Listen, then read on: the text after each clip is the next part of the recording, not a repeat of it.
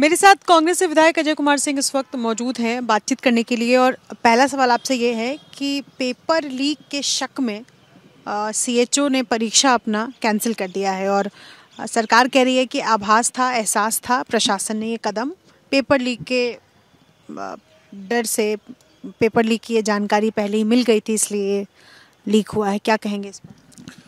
अरे paper leak होना तो आम बात हो गई है। जब सेंट्रल विस्टा लीक कर जाती है पानी पड़ने पर तो पेपर लीक हो गया तो क्या हो गया।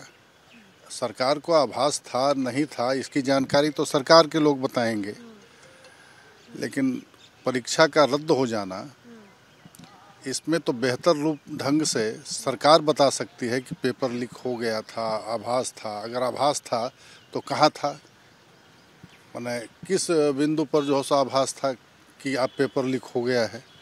तो लीक हो गया तो कार्रवाई क्या कर रहे हैं? कार्रवाई होनी चाहिए ना। सरकार को आभास नहीं होना चाहिए, सरकार के पास ऑथेंटिसिटी होनी चाहिए और सही सही सूचना होनी चाहिए। अगर सरकार आभास के रास्ते काम करेगी तब तो दुविधा में मामला हो जाएगा।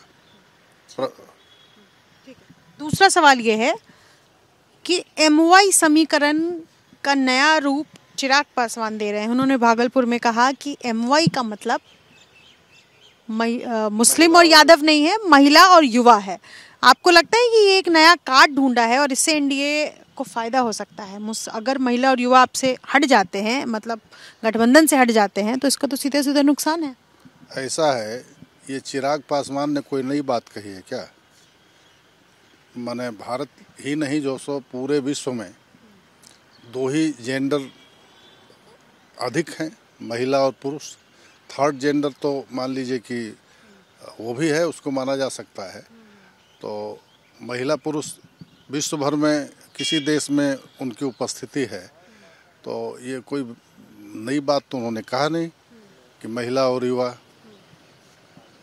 इसका कोई मतलब नहीं है। तो नहीं, कहने का ये मतलब है कि मुस्लिम और यादव, जिसको कहा जाता है कि वो कोर वोटर है, हालांकि वो आरजेडी के कोर वोटर है, लेकिन उससे गठबंधन को फायदा मिलता रहा है। अब महिला और युवा को अगर साधने की कोशिश है एनडीए के पास, तो आपका अगले साल चुनाव है और इसमें नुकसान हो सकता है। देखिए, बात ऐसी है, अगर सचमुच ईमानदार हैं वो, तो उनको भी तो भरोसा सामाजिक समीकरण पर ही है। वो भी चुनाव सामाजिक समीकरण के रास्ते ही जीत के आते हैं और वो जिनके साथ जाते हैं उनके समाज के बहुतायत लोग जो है सो, बहुसंख्यक लोग उधर ही चले जाते हैं। पहले इसको रोक लेना कि जो अच्छा उम्मीदवार हो, या वो यह तय करें जैसे पहले के लोग किया करते थे कि जनसभाओं में, चुनावी जनसभाओं में कहा करते थे कि हमारे दल को के उम्मीदवार के लिए वोट मांगते थे, लेकिन अंत में ये कह देते थे कि मेरा उम्मीदवार आपको पसंद आएगा तो वोट देना, ना पसंद आए तो कोई अच्छा उम्मीदवार चुन लेना। इस हैसियत में है क्या? पुरानी हैसियत में है कि तब ना भाई अच्छे प्रजातंत्र की स्थापना हो सकती है।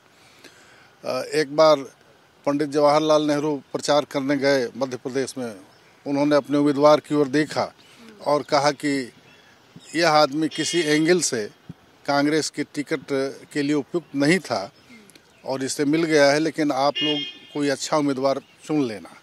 कई बार मैंने चौधरी चरण सिंह साहब की सभाओं में देखा है, वो अंतिम में कह देते थे कि वो मेरा उम्मीदवार पसंद आए, सब दिशा से पसंद आए तो आप इसे वोट देना, नहीं तो अपना रास्ता चुन लेना। ये होती है जो सो प्रजातांत्रिक व्यवस्था के लिए पारदर्शिता, और यह पारदर्शिता सिर्फ कह देने से नहीं ना होगा, इसके लिए जो सो काम भी करना होगा। For exclusive and insightful videos, subscribe to our new channel ABP Live Premium.